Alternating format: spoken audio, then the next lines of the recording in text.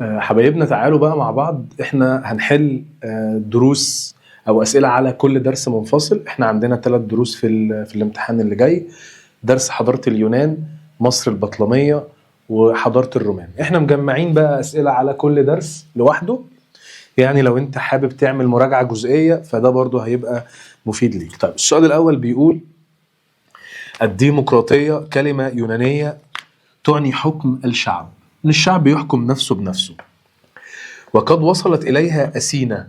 أثينا وصلت إلى الديمقراطية دي بسبب إيه؟ مفروض بسبب التشريعات اللي عملها ناس زي سولون وبركليس. طب إيه بقى في الاختيارات ينفع على اللي إحنا بنقوله؟ لو أنا استبعدت أول واحدة ما تنفعش ودي ما تنفعش ولا دي، هي الإجابة تبقى التحركات الشعبية الرافضة للظلم. اشمعنى يا مستر؟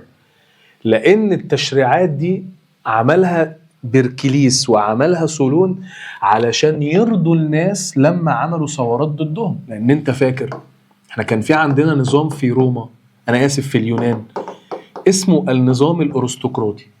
النظام ده كان بيخلي الناس بتعاني من مشاكل اقتصادية كتيرة جدا، فبدأ الشعب يعمل ثورات ضد الطبقة الأرستقراطية. فعلشان حكام اليونان يعملوا إرضاء للناس ويرضوا التحركات الشعبية الرافضة للظلم، بدأوا يعملوا التشريعات، فوصلت روما أو اليونان إلى الديمقراطية. طيب، يتضح التشابه بين العقيدة الدينية في كل من الحضارة الفينيقية والحضارة الإغريقية. أنا عايز هنا إيه شبه، ده مفتاح الإجابة. إيه الشبه ما بين العقيدة الدينية في فينيقيا وفي الإغريق؟ أستبعد، أنا عايز شبه. خلاص، جيم ما تنفعش لأن قوى الخصب والنماء كانت في فينيقيا بس، دي أصلا مش موجودة لا هنا ولا هنا. هي ألف ولا ب بقى مستر؟ ألف دي برضو كانت موجودة في فينيقيا بس ما كانتش موجودة في الإغريق، فتبقى الإجابة تجسيد المعبودات بصورة بشرية. يعني مثلا في فينيقيا هم كانوا عندهم الإله بعل، كانوا بيصوروه بصورة بشرية. في الإغريق كان عندهم الإله زيوس، كانوا برضو بيصوروه، والآلهة بتاعتهم كانوا بيعيشوا على قمة جبل أوليمبوس، وكانوا بيعيشوا مع بعض. طيب السؤال رقم 3: انبثق، يعني إيه انبثق؟ ده يعني ظهر، اتولد. انبثق نظام الحكم الديمقراطي في أثينا، يعني نظام الحكم الديمقراطي ظهر في أثينا بسبب مساوئ النظام الأرستقراطي. طب تعالى هنا على جنب أفكرك بأنظمة الحكم اللي كانت في اليونان. أول نظام كان عندهم النظام الملكي، وده قعد فترة كبيرة وبعد كده قضوا على الملك، فانتقلت روما إلى الطبقة اليونان، معلش مش عارف ليه ضربة معايا روما، انتقلت اليونان إلى النظام الأرستقراطي. النظام ده اللي كان بيعامل بس الشعب معاملة سيئة، والطبقة الأرستقراطية عمالة تكسب وتاخد وتعمل فلوس. الناس رفضت النظام ده، فحصلت بقى شوية تشريعات، حصلت شوية قوانين، فانتقلت روما أو اليونان أنا آسف إلى النظام الديمقراطي. أنا لازم بقى نوقف كلمة الرومان دي. يبقى نظام الحكم الديمقراطي ظهر في روما في اليونان بعد مساوئ النظام الايه الارستقراطي. طيب السؤال بعد كده: يمثل معبد البارثينون رمزا من رموز عظمة الحضارة الإغريقية. نقف بقى هنا شوية. لما كنا بنشرح أنا قلت لك إن المعبد ده إحنا بناخد عنه 5 معلومات، ماشي؟ المعبد ده اتبنى سنة 447 قبل الميلاد، اتبنى على قمة جبل اسمه الأكروبول. المعبد ده اتعمل في عهد ملك اسمه بيركليس، اتعمل لعبادة آلهة اسمها أثينا. دول 4 معلومات اهم، نراجعهم تاني.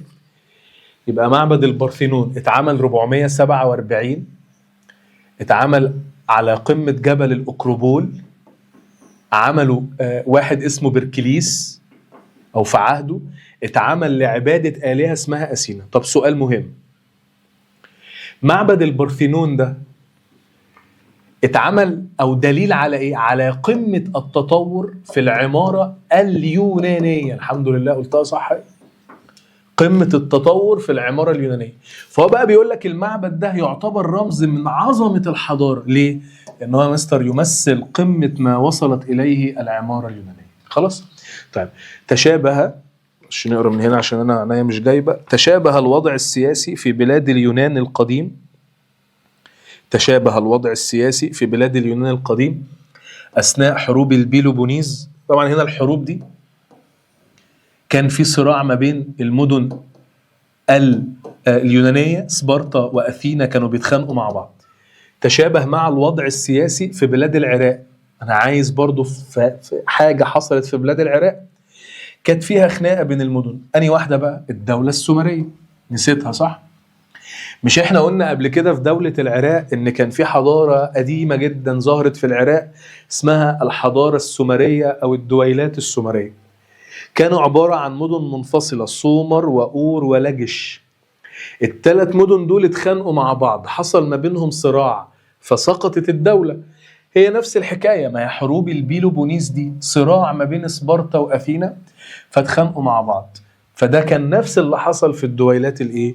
السومرية. طب السؤال اللي بعد كده، يدل انتخاب الملكين في سبارتا من أكبر أسرتين. بص بقى عشان انت هنا السؤال ده هيعمل لك أزمة. ليه؟ عشان انت بدأت هنا بكلمة انتخاب. ماشي؟ هي روما، برضو روما اليونان كان فيها في النظام بتاعها في مدينة سبارتا في بيحكمها ملكان. الملكان دول بيتم انتخابهم، بس هو بيتم انتخابهم من أكبر أسرتين. أكبر أسرتين في المدينة هم اللي بيحكموا. ده بيدل على أن نظام الحكم كان إيه؟ كل الطلبة أول ما بتقرأ كلمة انتخاب يقول لك ديمقراطي. لا، مش ديمقراطي، ما ينفعش. ليه؟ لأن هو بيقول لك من أكبر أسرتين، يعني أكبر أسرتين بس هم اللي معاهم السلطة، يبقى ده نظام أرستقراطي. الأغنياء، أغنى طبقتين، أغنى أسرتين هم بس اللي إيه؟ بنختار منهم، يبقى ده نظام أرستقراطي. هنا انتخابات غير أو ديمقراطية غير كاملة، لأن أنت حصرت الناس اللي بتختار منهم الملكان من أسرتين معينتين. فخلي بالك، ده حلو أوي السؤال ده. طيب سؤال رقم 7. استرابون ده اللي كان عامل كتاب اسمه الجغرافيا، 17 جزء، مصر كانت في الجزء ال17. وبوليبيوس ده اللي زار مصر في عصر البطالمة وكتب عنها في الكتاب بتاعه التاريخ العام. هو بيقول لك الاثنين دول من رموز الحضارة الإغريقية لما تركاه من أعمال ثقافية عظيمة. ويعتبر العامل المشترك ما بينهم إيه؟ نستبعد المزج بين الكتابات التاريخية والجغرافية، لا، ده كان بيمزج، ده مزج، لكن ده لا. ظهور، بروز يعني ظهور. دورهم في عصر أثينا الذهبي، لا. نقل العلوم المصرية لبلاد اليونان، لا. الاهتمام بالحضارة المصرية، لأن الاثنين اتكلموا عن الحضارة المصرية والاثنين اتكلموا في الكتب بتاعتهم عن بلدنا. طيب، أي المدن الآتية كانت الأكثر ميلا للنزعة العسكرية؟ سهلة ده مصر. أكتر مدينتين كان عندهم نزعة عسكرية أشور وسبارتا. أشور دي في العراق اللي كانت عاملة الحضارة الأشورية، وسبارتا دي اللي هي المدينة اليونانية المشهورة جدا. طيب خش على السؤال اللي بعد كده. الأسئلة دي أسئلة على الدرس الأول بس اللي هو جاي في الامتحان، فتحس إن هي مركزة عليه فبتقول لك التفاصيل كلها. طيب السؤال اللي بعد كده، تدل مشاركة الملكين في عضوية مجلس الشيوخ. لو أنت فاكر أنا قلت لك إن الملكين دول معاهم سلطة قضائية، معاهم سلطة دينية، معاهم سلطة عسكرية، معاهم كل حاجة. طب مجلس الشيوخ اللي موجود في سبارتا معاه السلطة التشريعية. طب المجلس ده مستر كان بيجمع أو فيه كام عضو؟ كان هم 28 واحد زائد الملكان دول، يبقى كده المجموع 30. فهو بقى بيقول لك تدل مشاركة الملكين في عضوية مجلس الشيوخ بسبارتا على إيه؟ نستبعد. هل ديمقراطية نظام الحكم؟ لا. الحرص على مصالح الشعب؟ فين مصالح الشعب؟ مفيش. السلطة الاستشارية للملكين؟ لا، دول واخدين سلطات كتير. يبقى عدم الفصل بين السلطات. كده كده اصلا الملكين دول السلطات اللي معاهم الكتير دي بتأكد على نفس الجملة. طب انا ممكن نفس السؤال بس ما اجيبش الاختيار ده، يعني اقول لك تدل مشاركة الملكين في عضوية مجلس الشيوخ على امتلاكهم، يعني امتلاك الملكين السلطة التشريعية، ان هم كانوا بيقعدوا مع مجلس الشيوخ اللي هو بيشرع القوانين. طيب تعتبر بلاد الإغريق بمثابة المعلم والأستاذ لحضارات أوروبا، يعني الحضارة بتاعت الإغريق كانت هي الأستاذ والمعلم لكل الدول الأوروبية. ليه بقى؟ إيه اللي خلاها تبقى كده؟ لأن هي اتعلمت مننا، اللي هي أخدت من الشرق، يبقى التواصل الحضاري مع الشرق. طب برضو بالاستبعاد ولا واحدة تانية في الاختيارات تنفع. طب أنت عارف ممكن مكان الاختيار ده يقول لي إيه مثلا؟ يقول لي بسبب أو بفضل موقعها المتوسط القريب من الشرق. ما هو موقعها المتوسط القريب من الشرق خلاها تتواصل حضاريا معنا. طيب ركزت إصلاحات بركليس، طبعا ده اللي كان عامل الديمقراطية، وعلى فكرة بركليس ده كان العصر بتاعه هو العصر الذهبي لروما. بركليس ده العصر، أنا آسف، العصر الذهبي لأثينا. خلاص؟ طيب ركزت إصلاحات بركليس للوصول إلى الديمقراطية في بلاد اليونان على إيه؟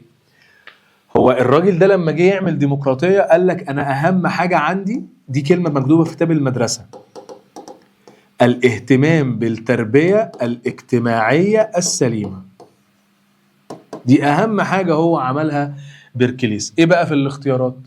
دي لا، هو ما اهتمش بالناحية الاقتصادية هو قال لك تربية اجتماعية سليمة.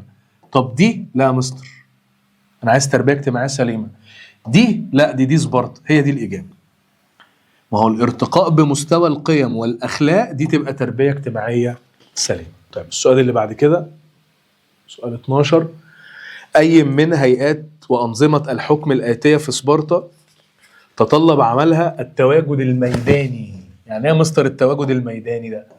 يعني ان انا افضل قاعد في روما، قصدي انا اسف، انا افضل قاعد في اليونان مع الناس اهو، ابقى في وسط الناس، شغلها بيحتم عليها ان هي تفضل قاعده في وسط الناس. نستبعد، هل تنفع الملكان؟ لا يا مستر، ده بعيد قوي عننا، ما بيقعدش معانا. مجلس الشيوخ؟ لا. الجمعيه الشعبيه؟ لا. هي دي. ليه بقى يا مستر؟ اولا من اسمهم، هم اسمهم رقباء شعبيون، يعني بيراقبوا الناس. دول اللي كان بيتم انتخابهم سنويا، خلاص كان بيتم تغييرهم، فهم دول كانوا اكتر ناس قريبين جدا من الشعب بفضل مهمتهم. طب خلي بالك ان هم كان معاهم سلطة تنفيذية وقضائية، مهمة جدا دي قوي. الرقباء الشعبيون معاهم مهمة تنفيذية وقضائية. طيب تدين بلاد اليونان في إعمال العقل وتحليل المشاكل. طبعا إعمال العقل وتحليل المشاكل يعني فلسفة. فلسفة.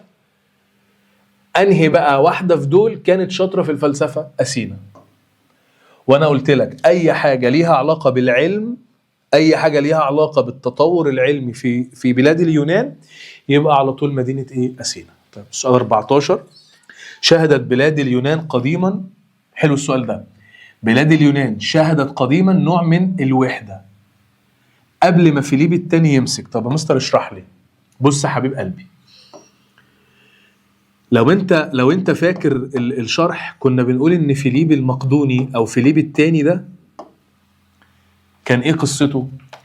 الراجل ده كان وحد بلاد اليونان تحت سيطرة مقدونيا، واحنا شبهناه بمينا او نعرمر عندنا، او شبهناه بالملك سرجون الاول في العراق.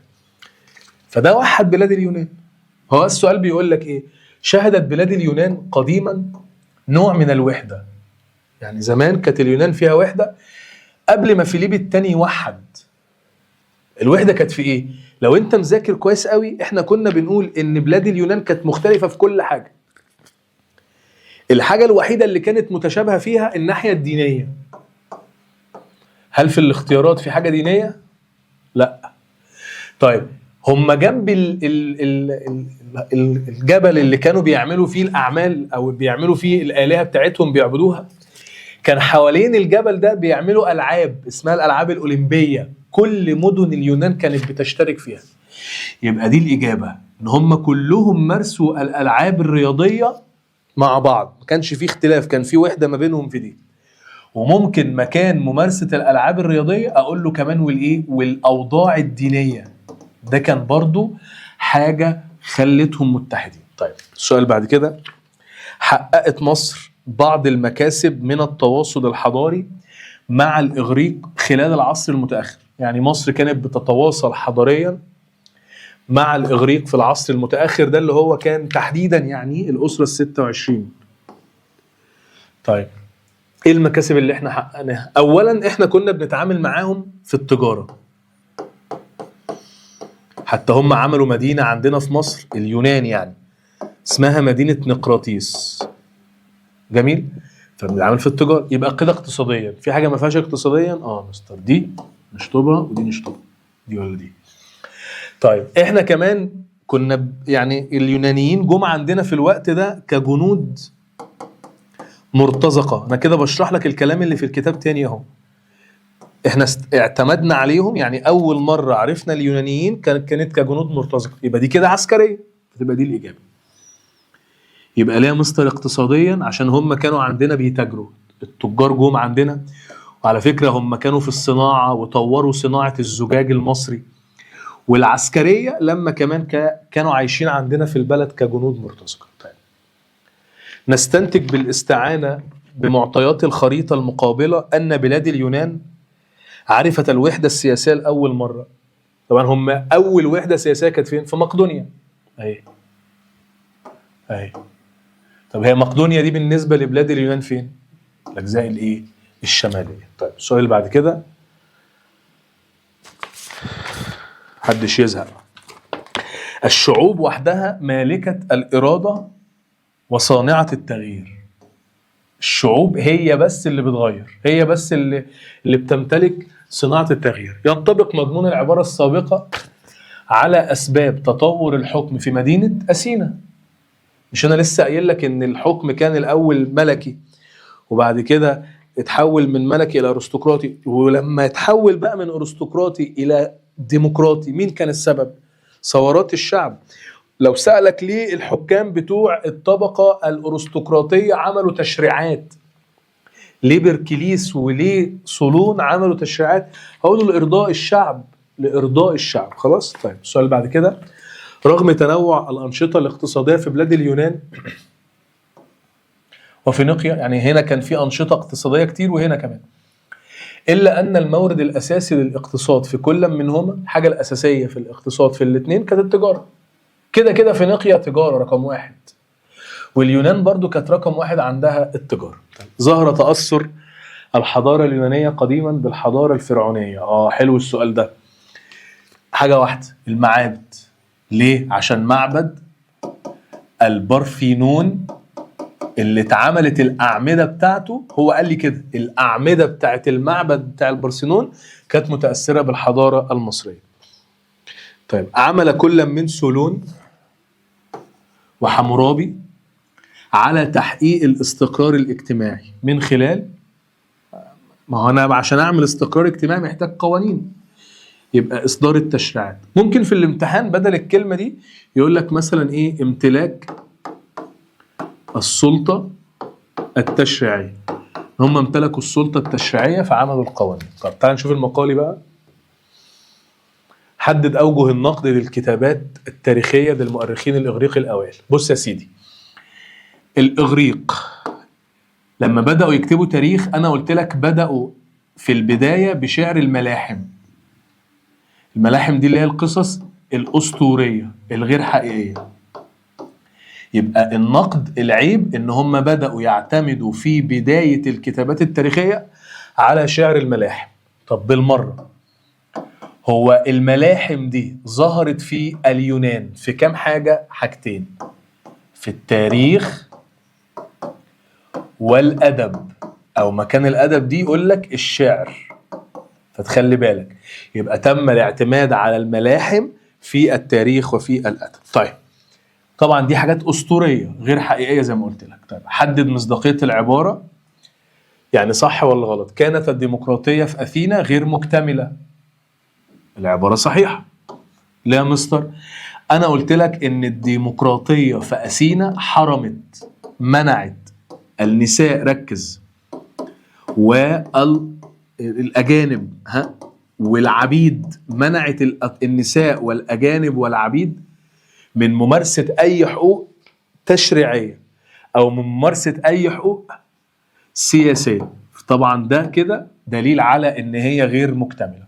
طيب مين بقى أو إيه اللي حصل في دولة البطالمة كان مخالف لده؟ يعني أنا عايز حاجة حصلت في دولة البطالمة كانت مخالفة للكلام ده. إن الملكة كليوباترا السبعة، دي واحدة من النساء، كانت بتحكم، يعني أخذت حقوق سياسية.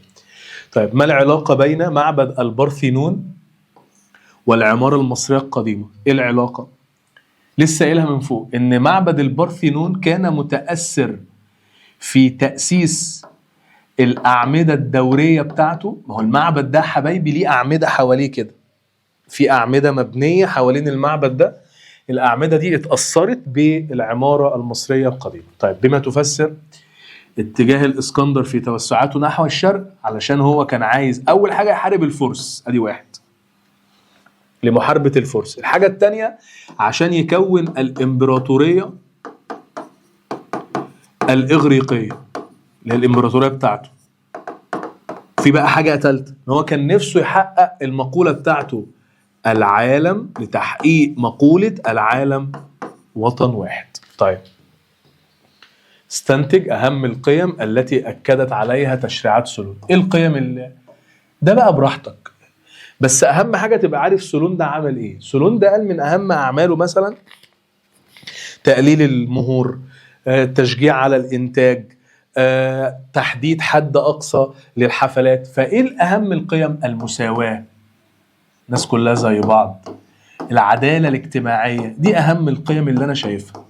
خلاص لو جه السؤال كده في الامتحان اكتب اللي أنا بقول لك عليه ده. طيب تعال نخش على الدرس الثاني بقى، مصر تحت حكم البطالمة. طب واحدة واحدة لأن أنا هبدأ أستنتج برضو حاجات تانية من الأسئلة.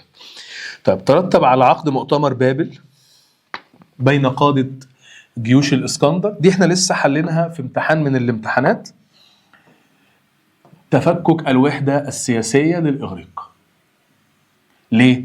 لأن الإسكندر بعد ما عمل الإمبراطورية بتاعته، جم الثلاثة اللي قلت على أساميهم في الامتحانات اللي أنت اتفرجت عليها، بطليموس الأول وسوليوقس وأنتيجونس، كل دول عملوا إيه؟ فككوا بقى، كل واحد خد حتة من الإمبراطورية. طيب تدل انتصارات الإسكندر الأكبر؟ حلو السؤال ده. الإسكندر الأكبر عمل انتصارات ورا بعض على الفرس،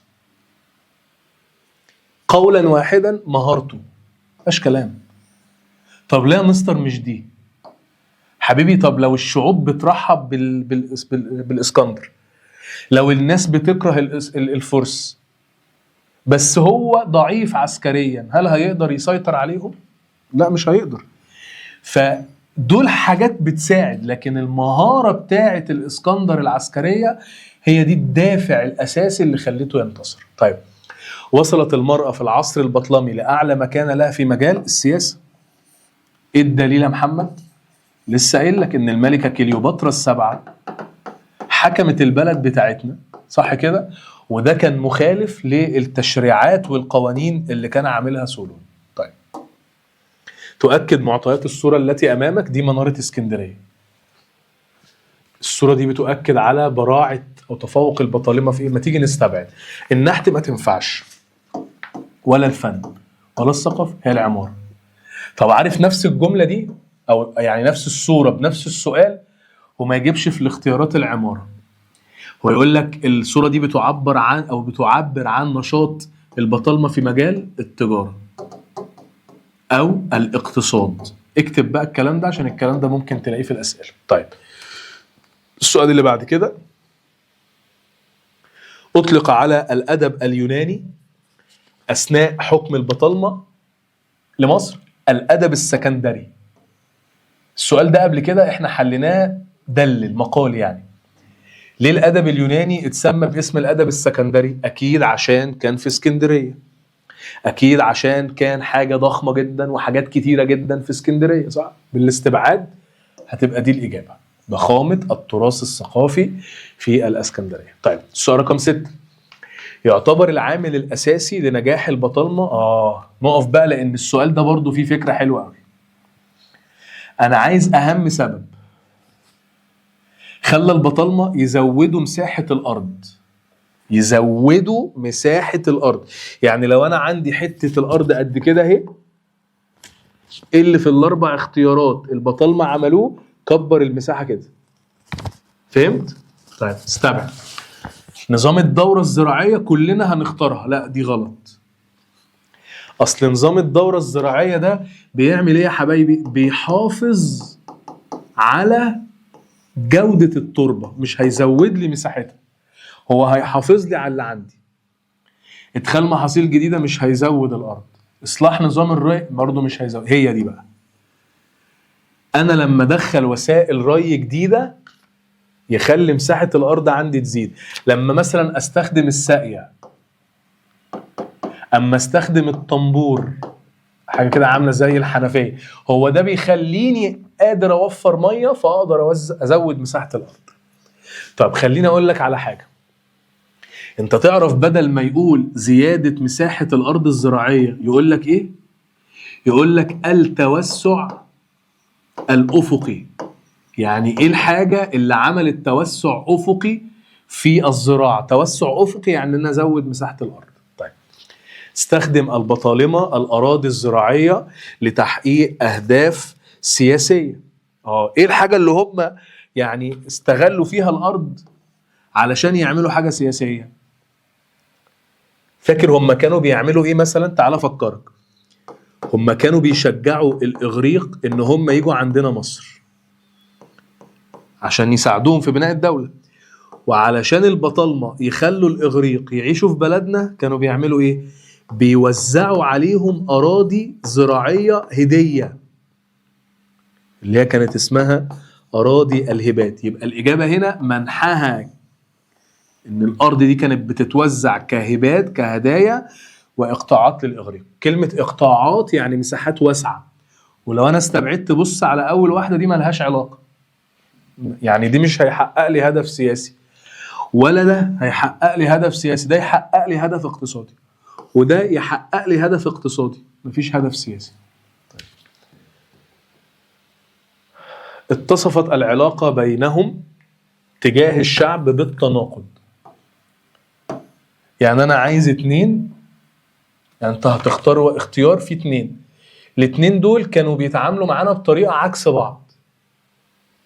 كده كده بطليموس التالت ده كان كويس فانا هختاره، تمام. واجاسوكيليس اصلا مفيش، لا دي ما تنفعش. بطليموس الاول والتاني والتالت كانوا بيعاملونا كويس، فبطليموس التالت كان بيعاملنا كويس، واجاثوكيليس ده بقى بيستغل موارد البلد لمصلحته، اللي هو كان بيحقق طموحات شخصيه لنفسه اجاثوكيليس ده. فتبقى الاجابه ج. طيب سعى البطالمه الى نجاح سياسه الاحتكار في التجاره الداخليه. طب انا عايز بس اشرح لك معلومه. البطالمه طبقوا في مصر نظام الاحتكار ليه؟ اولا عشان يقدروا يعملوا اقتصاد في مصر قوي، فيقدروا يتحكموا في سياسات العالم. بالله عليك الكلام ده مهم. يعني البطالمة طبقوا نظام الاحتكار علشان يقدروا يعملوا في مصر اقتصاد قوي. الاقتصاد ده هيقدروا يتحكموا بسببه في سياسات العالم. فبيقول لك سعى البطالمة إلى نجاح إلى إنجاح سياسة الاحتكار في التجارة الداخلية، أو إلى تطبيقها في التجارة الداخلية. داخلية من خلال إيه؟ نستبعد. سك العملة ملوش علاقة بالاحتكار. أنا عايز حاجة تخليني أسيطر على الاقتصاد. ما كلمة احتكار يعني أسيطر على البلد، أسيطر على الاقتصاد. سك العملة لا. تحديد قيمة الضرائب برضو لا، ده مش احتكار. احتكار يعني أنا بتحكم في كل حاجة. الرقابة برضو مش احتكار. هي دي بقى يعني ايه مستر دي؟ دي معناها إن هم كانوا بيحددوا سعر المنتجات، هم قالوا احنا هنحدد سعر المنتجات قد ايه، ده احتكار. ماشي. طيب السؤال اللي بعد كده، ظهرت ملامح، عشان بس النور مش شايف، ظهرت ملامح الحياة الإغريقية في مصر تحت حكم البطالمة. يعني ايه؟ هي مفتاح الإجابة هنا، استنى، مفتاح الإجابة هنا ملامح الحياة، ملامح الحياة الإغريقية، يعني حياتهم، طريقتهم، أكلهم، شربهم، لأن هو بيقول لك الحياة شكلها ايه بقى في الأربعة دول بان قوي فيه حياة الإغريق. بناء المعابد والقصور لا، سيادة الحكم المطلق لا، أنا عايز حاجة ليها علاقة بحياتهم، هي دي. لأن هم عملوا مدينة مثلا زي اسكندرية بالطريقة بتاعتهم، مدينة نقراطيس بالطريقة بتاعتهم، بطلميوس بالطريقة بتاعتهم. طيب السؤال بعد كده، ظهر أول اهتمام بالمجال الحيوي الجنوبي. خلاص احنا اتفقنا بقى، مجال حيوي جنوبي لمصر يبقى على طول الملك مين؟ بطليموس الثاني. اشمعنى؟ لأن ده كان بيعمل توسعات. طيب أصبحت مصر في عهد بطليموس الأول، أصبحت مصر في عهد بطليموس الأول مركز للحكم. بعد ما كانت ولاية تابعة لمين؟ المفروض تابعة للإسكندر، ما هي مصر كانت تابعة للإسكندر. طب مين بقى في الأربعة دول الإسكندر؟ ما هي مقدونيا. فاهم صح؟ ما هي مصر الأول قبل ما يجي لنا بطليموس، مصر كانت تابعة للإسكندر الأكبر.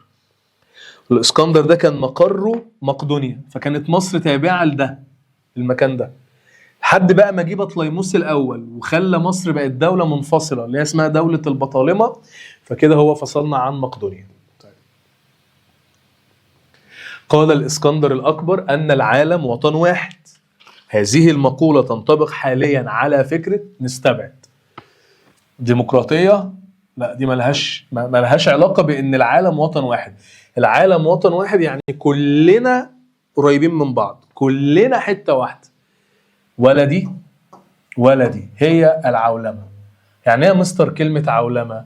العولمة دي معناها ان العالم كله يبقى قرية صغيرة، ان العالم كله يبقى قطعة واحدة، وده طبعا التكنولوجيا هي اللي عملته. طيب يرجع إقبال المصريين على تعلم اللغة اليونانية في عصر البطالمة. ليه المصريين كانوا بيتعلموا اللغة اليونانية؟ تعال نشرح. احنا الأول بدأنا نتعلم اللغة اليونانية دي في عهد بطليموس الرابع، تمام؟ واحنا في عهد بطليموس الرابع لما بدأ يخلينا نحكم معاه ونشترك في الإدارة، فالمصريين بدأوا يتعلموا اللغة اليونانية أملا في الارتقاء في الوظائف. أنا عايز يعني أعلى شوية في الوظيفة، تمام؟ أستبعد بقى بعينيك كده، دي لأ ودي لأ، أنا عايز حاجة فيها ارتقاء في الوظيفة، ودي لأ، تبقى دي الإجابة. خلاص، يبقى رغبتهم في تحسين وضعهم الاجتماعي، ان انا عايز ارتقي، عايز اعلى شويه. طيب تغيرت اوضاع الطبقه الدنيا للافضل. مين هنا الطبقه الدنيا؟ المصريين. هم اتغيروا للافضل في عهد بطليموس الايه؟ الرابع، لان هو بدا يعتمد علينا في الاداره وفي الجيش وفي كل حاجه. زادت صادرات مصر لاوروبا في بدايه عصر البطالمه نتيجه يعني احنا بدانا نبيع لاوروبا. هو حتى حدد لك اوروبا، استبعد بقى. الإجابة الوحيدة اللي تنفع تطور المواني، زي مثلا اسكندرية ولما عملوا بقى المنشآت بتاعتنا هناك. طيب السؤال اللي بعد كده، صورة أمامك، صورة ده الملك بطليموس الثالث.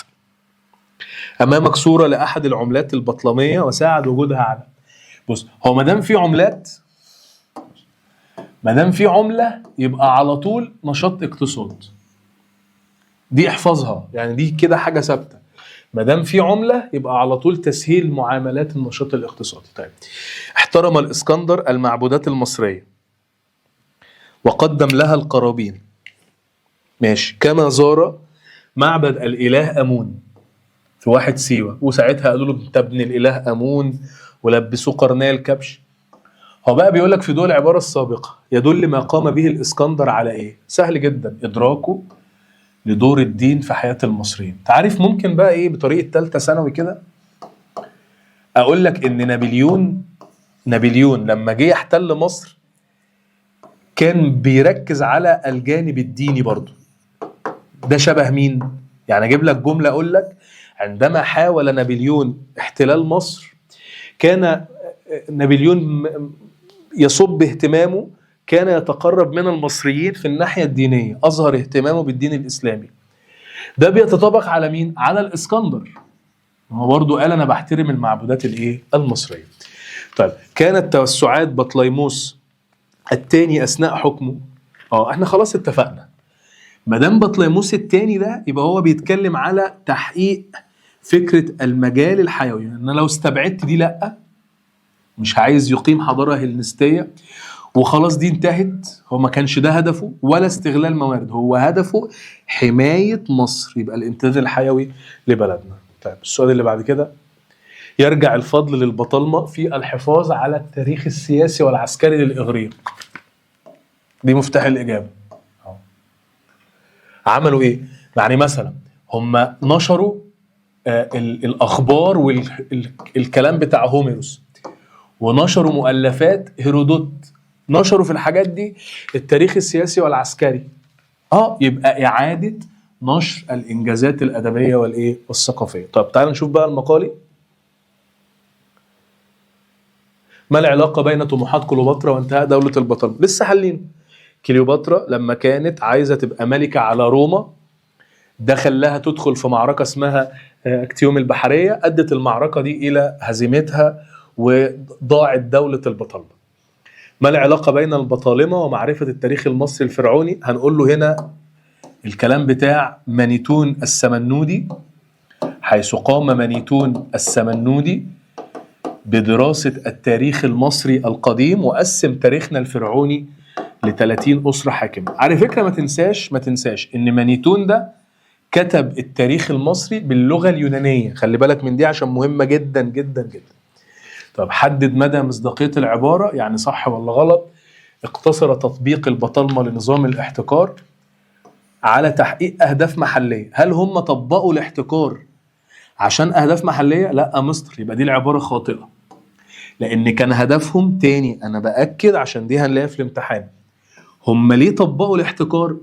كان هدفهم إن هم يبقى عاملين اقتصاد قوي، يعملوا دولة اقتصادية قوية، الدولة دي تقدر تتحكم في سياسات العالم. يبقى كده هو هدفهم حاجة خارجية.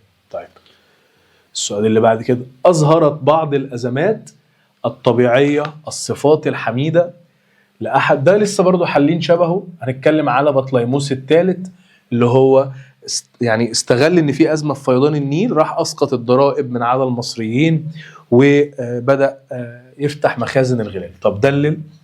يعتبر بطليموس الرابع نقطة تحول في تاريخ البطالمة. أولا إن الراجل ده في عهده بداية الضعف، فكرة الأسئلة بتتكرر تاني أهو. وتاني حاجة إن برضو الراجل ده بدأ يعتمد على المصريين. ماشي؟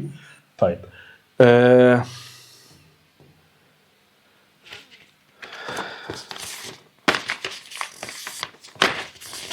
تعال نشوف الدرس الأخير ده برضو بالمرة. طيب عشان لو جه منه أسئلة في الامتحان. طب قام بدور الوسيط. ده الدرس بقى الحضارة الرومانية. قام بدور الوسيط في نظام الحكم الجمهوري. لسه حالين شبهه من شوية في الامتحانات. مين يا باشا؟ نقباء العامة. كان زي ما قلت لك كانوا بياخدوا من الفقراء المعلومات أو المشاكل ويدوها للناس للحاكم، وياخدوا الأوامر والتعليمات من الحكومة يوصلوها للشعب. زاد نفوذ روما في العالم القديم حتى أصبحت، دي ما تنفعش، احنا كنا هنختارها عشان بس ده البحر الأحمر، حتى أصبحت قوة عظمى أو سيدة العالم القديم.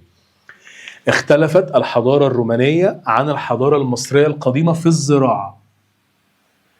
أي حاجة عايز، يعني لو أنا جبت لك أي حضارة قدام الحضارة المصرية وبقول لك اختلف إيه في الزراعة، يبقى على طول نظام الملكية.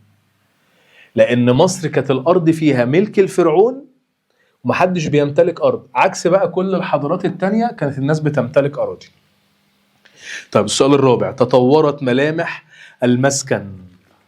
يعني البيت بتاع روما بقى شكله نظيف شويه، اكيد بسبب التواصل الايه الحضاري، لما بداوا يتواصلوا مع مصر ومع بلاد الاغريق اتعلموا بقى مننا الرسم وتعلموا مننا النحت والفن والكلام ده. طيب السؤال اللي بعد كده، قرر الارستقراطيون في روما الثوره على النظام الملكي.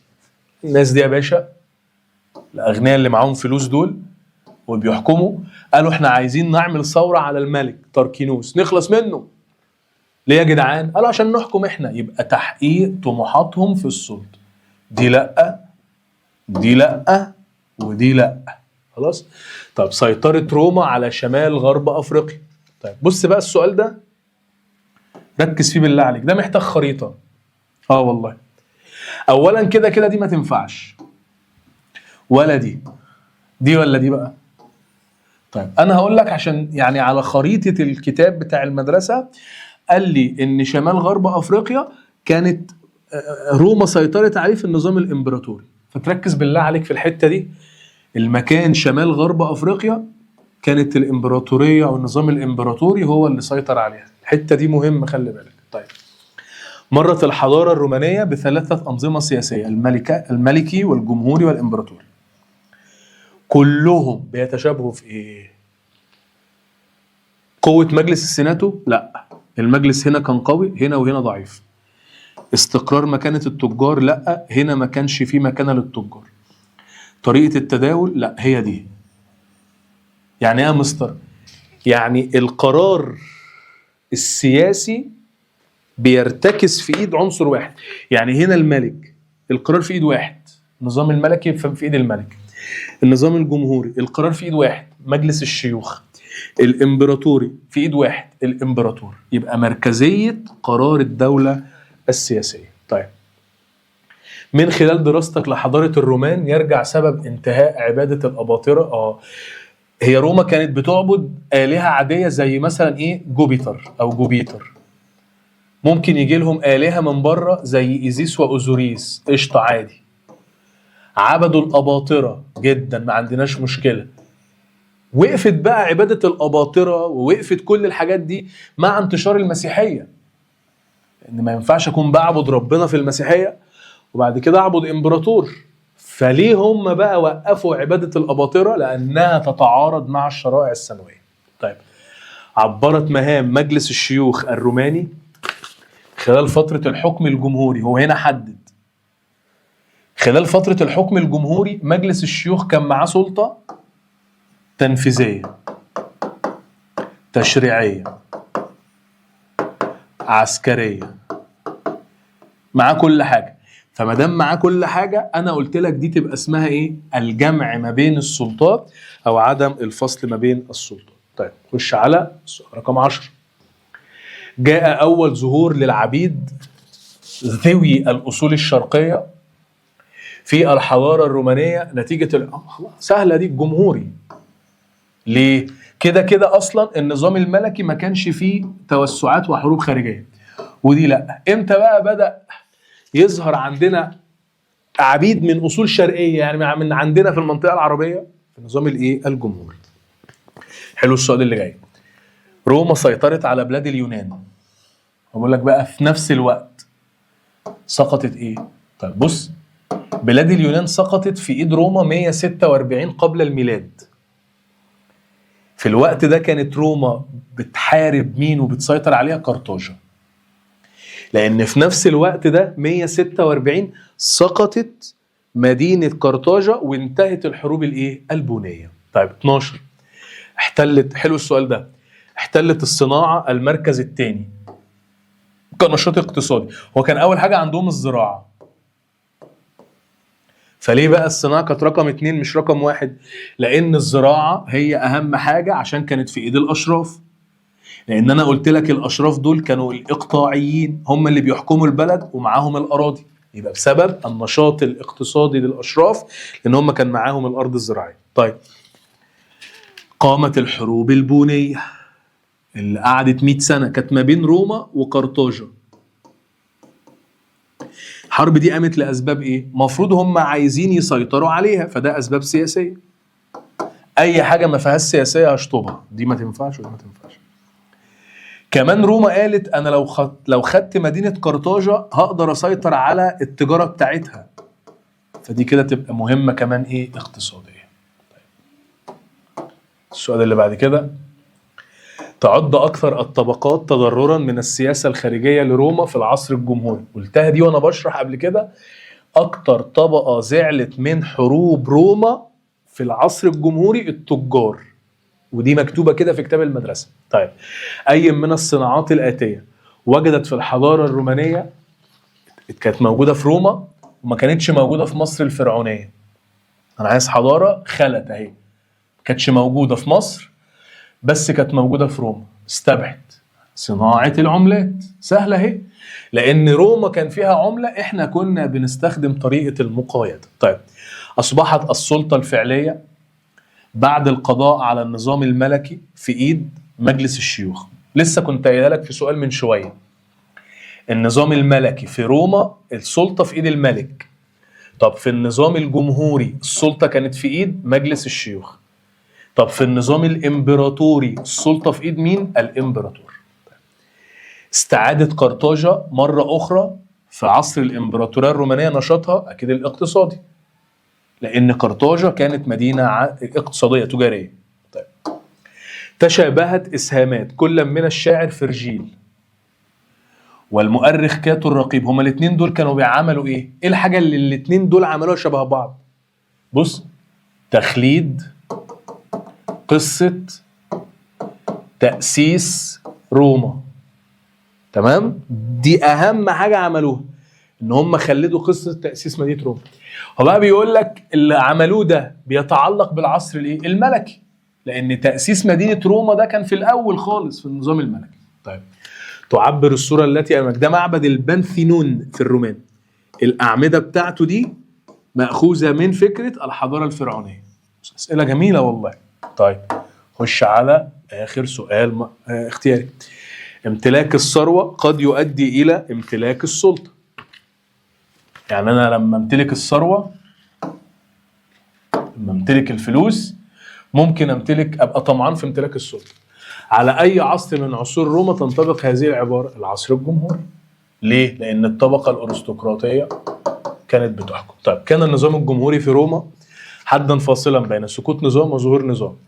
حدد في ضوء العبارة دور الارستقراطيين في النظام الملكي والجمهوري. بص، في النظام الملكي هم كانت سلطتهم سلطة استشارية في مجلس الشيوخ، ما لهمش اي قيمة. لكن في النظام الجمهوري كان ليهم بقى سلطة ايه؟ حقيقية، تركيز السلطة كان في ايديهم. طيب، اثبت بالأدلة تأثر النشاط التجاري في روما قديما بالنشاط او بالنظام السياسي. اقف بقى. بص يا سيدي، في النظام الجمهوري وبسبب حروب روما ايه اللي حصل؟ اتأثرت طبقة التجار سلبيا. يبقى ايه العلاقة او ايه الدليل ان النشاط التجاري في روما قديما اتأثر بالنظام السياسي؟ هقول له ان خلال النظام الجمهوري، ماشي، اثناء حروب روما التجار تأثروا سلبيا. دي واحد. اتنين، في النظام الامبراطوري بقى أعاد أكتافيوس النشاط التجاري لمدينة قرطاجة فنشطت التجارة. طيب، فسر فشل القانون الروماني في تحقيق العدالة الاجتماعية في العصر الجمهوري. إيه الدليل؟ هقول له مثلا إن طبقة التجار والحرفيين تعاونوا مع العامة والمزارعين في الثورات على الطبقة الحاكمة. أي صحة العبارة انعكست توسعات وحروب روما نفس الكلام، إن التجار اتأثروا سلبيا بسبب حروب روما الخارجية في النظام الجمهوري. حدد وجه الاختلاف بين جمعية الأحياء في العهد الملكي وجمعية القبائل في العهد الجمهوري. دي كانت بتجتمع بأمر من مين؟ بأمر من الملك، لكن دي بتجتمع بأمر من مين؟ نقباء العامة. بس ده الاختلاف. ماشي كده، احنا حلينا أسئلة كتيرة جدا على الثلاث دروس. إن شاء الله الامتحان يكون مغطى يعني في المنطقة اللي احنا اتكلمنا عنها وفي الأسئلة اللي احنا حليناها. حبايبي، يا رب دايما تكونوا موفقين إن شاء الله. ربنا معاكم، وانتظروا بقى إن شاء الله في ليالي الامتحان احنا عاملين لكم مفاجأة كبيرة جدا جدا جدا إن شاء الله. السلام عليكم.